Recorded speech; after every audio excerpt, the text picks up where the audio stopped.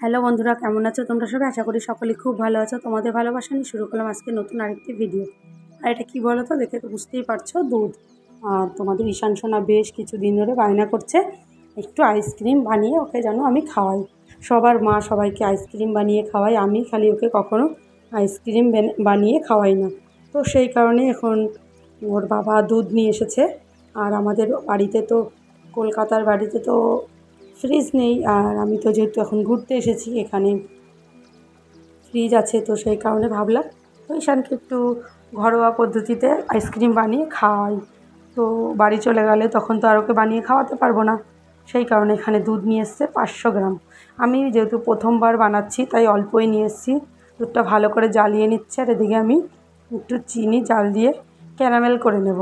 তো সেই কারণে চিনিটা একটা পাত্রে আমি গলতে দিয়েছি।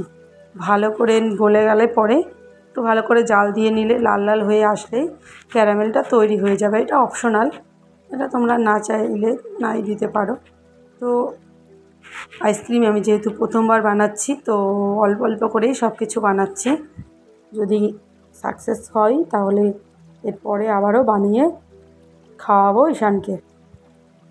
তো সেই কারণে 500 গ্রাম দুধটা টানিয়ে আমাকে হাফ করতে হবে, 250 গ্রাম মতো করতে হবে।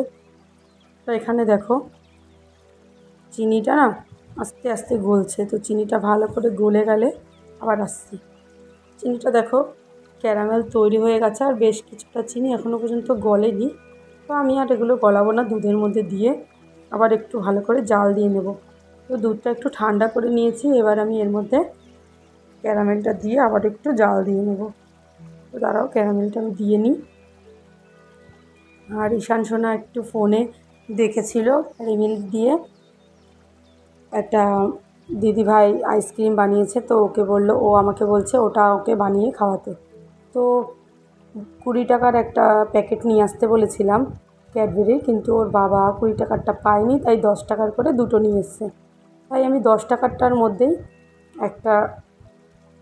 একটার মধ্যে ঢুকিয়েছি এই আইসক্রিমের এইটা।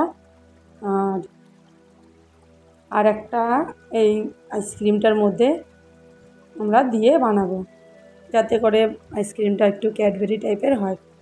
তো দেখো এখানে আমি, গরম তো যেহেতু প্রচণ্ড গরম, তো বাইরে রেখে দিয়েছিলাম, ফ্রিজে না রেখে ক্যাডবেরিটা গলে গিয়েছে।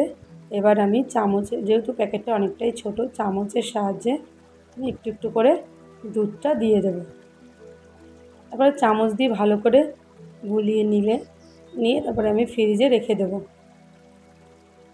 10 থেকে 12 ঘন্টার মতো রাখলে এটা আইসক্রিমটা তৈরি হয়ে যাবে।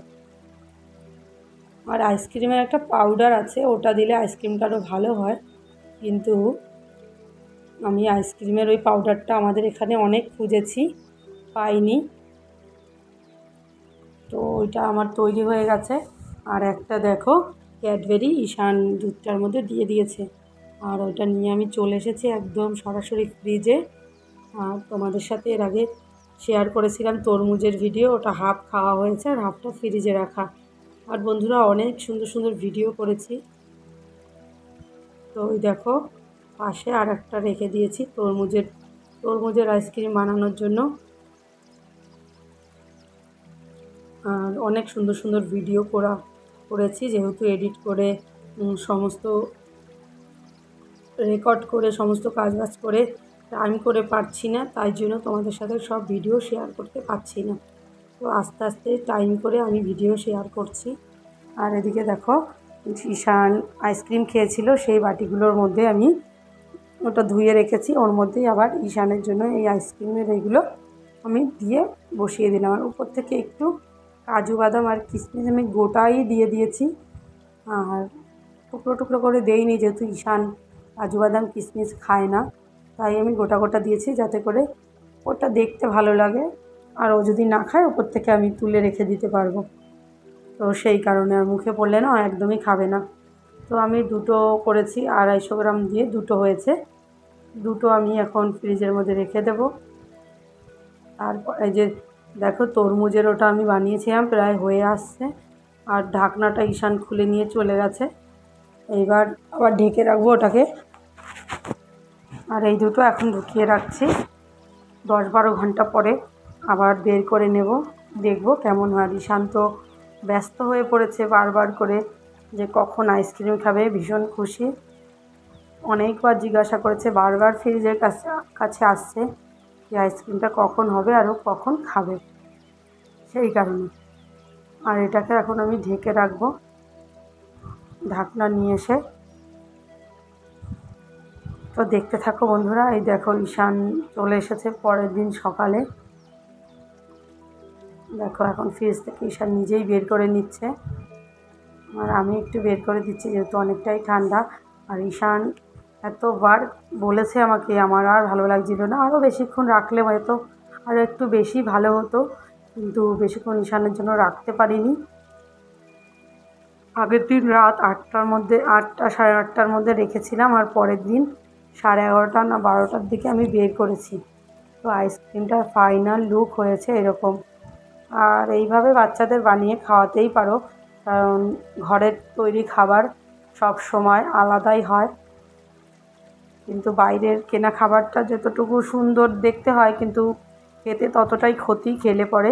আর ঘরের খাবারটা সত্যি একটু হয়তো টেস্ট আলাদা হয়, কিন্তু তবু উপকার আছে খেলে। তো দেখো দুটো একদম বানিয়ে দিয়েছি, তো একটা চামচও দিয়ে দিয়েছি দুজনকে দুটো। তো চামচ দিয়ে এখন ওরা তুলে তুলে খাবে। আর ঈশানেরটা আমি একটু আগেই বের করে রেখেছি, আর বের করে তারপরে ঈশানকে দিয়েছি, না হলে না ঈশানের ঠান্ডা লেগে যাবে। অত ঠান্ডা খেলে ফ্রিজ থেকে বের করে সঙ্গে সঙ্গে খাওয়াটা উচিত না। তাই ঈশান আর ঈশানের বাবা এখন দুজনে আইসক্রিম খাচ্ছে। তো বলছে যে ভালো হয়েছে, কেনা আইসক্রিমের মতোই লাগছে স্বাদ। ওই দেখো ঈশানও কী করছে দেখে বুঝতেই পারছো। তো বন্ধুরা ভিডিওটা কেমন লাগলো তো কমেন্ট করে কিন্তু জানাতে ভুলবে না। সকলে ভালো থেকো, সুস্থ থেকো আর সাবধানে থেকো। দেখা হচ্ছে নেক্সট ভিডিওতে। তো তোমরা কিন্তু জানাবে কেমন লাগলো, আর তোমরাও কি বাড়িতে আইসক্রিম বানিয়ে খাওয়াও তোমাদের বাচ্চাদের, কমেন্ট করে কিন্তু জানাবে। আর বাচ্চাদের এরকম কিছু বানিয়ে খাওয়াতে সত্যিই আনন্দ লাগে। তো বন্ধুরা আজকের মতো টাটা, দেখা হচ্ছে নেক্সট ভিডিওতে।